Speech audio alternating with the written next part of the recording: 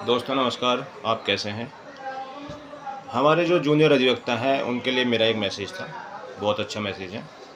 Message ये है कि ये हमारा जो प्रोफ़ेशन है, एडवोकेट का जो प्रोफ़ेशन है, इसमें कुछ लोग तो अपनी मर्ज़ी से, अपनी स्वप्रेरणा से आते हैं और कुछ व्यक्ति इसमें आते हैं कि उनकी कोई सहमति नहीं होती इसमें आने की, लेकिन वो आ जाते हैं, किसी के कहने पर या परिस्थितिवश। और कुछ लोगों के पास इससे अच्छा करने के लिए कोई काम नहीं होता, तो वो व्यवसाय में आ जाते हैं, हमारे प्रोफ़ेशन में आ जाते हैं। लेकिन हमारे प्रोफ़ेशन में ज़रूरी नहीं कि जो अपनी स्वप्रेरणा से आए हैं, जो अपनी इच्छा से आए हैं, वो एक बहुत ही असाधारण सफलता प्राप्त करें, ऐसा नहीं है।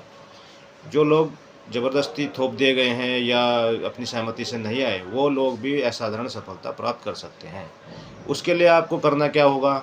हमारे जो जूनियर साथी अधिवक्ता हैं, उसके लिए क्या करें? हमारे पास जब हम एडवोकेट के प्रोफ़ेशन में आते हैं, कोर्ट में आते हैं, तो हमारा जो पढ़ा हुआ एकेडमिक जो ज्ञान होता है, उससे अलग हमारा यहाँ पर अदालतों में काम करने का तरीका, किस प्रकार से जो प्रक्रिया है, प्रक्रिया को सीखना होता है और जो हमारे जो सीनियर लोग हैं, उनसे बहुत सारी चीज़ें सीखनी पड़ेंगी।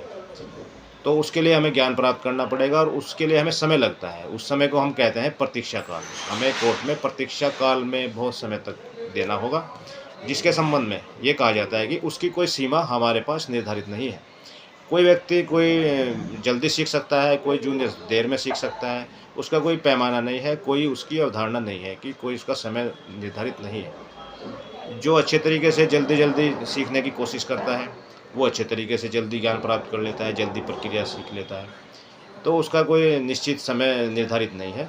इसलिए मेरा ये कहना है कि आप लोग जब भी कोर्ट में इस प्रोफ़ेशन में आएँ, तो जब आ ही गए हैं, तो अच्छी तरीके से सीखें और प्रतीक्षा काल में ऐसा नहीं है कि इनकम नहीं होती, कोई पैसा नहीं मिलता, उसमें भी मिलता है, लेकिन सबसे बड़ा काम होता है उसमें सीखना। आप जो सीखेंगे उसी के आधार पर आपको जो भविष्य में काम आएगा, उस ज्ञान अर्जन के आधार पर ही आपके पास वो काम रुकेगा और फिर आप उसको कर पाएँगे।